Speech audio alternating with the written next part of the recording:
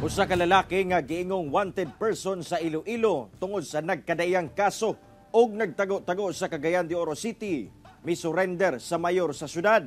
Aning report.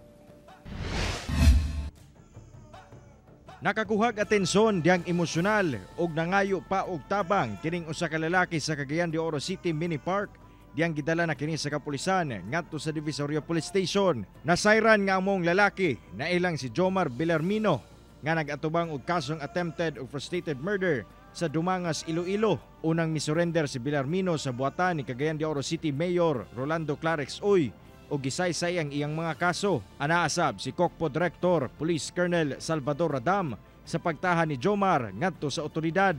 Bothered na siya siyang kugalingon, no, na murag sa gingon pa di siya katulog o mao hinungdan nga mitahan dito mismo sa buhatan sa Tunghalang Mayor. So gilayon nag-assister ang Cagayan de Oro City Police Office. Posibleng adunay kabalaka, hinungdan nga nahimong emosyonal si Villarmino diyang gidala na kini sa kapulisan. Hinoon gipasalig sa otoridad nga ilang siguruhon ang kaluwasan niini. Mapanaminan ang gihimo sa individual nga Jomar Villarmino pagtahan siyang kugalingon, no.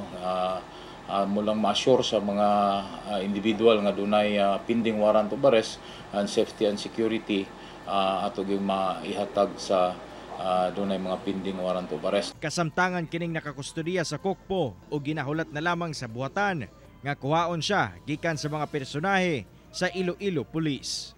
Kauban si Makoy Simpron sa kamera. Ako si Cyril Chavez para sa At Home with GMA Regional TV.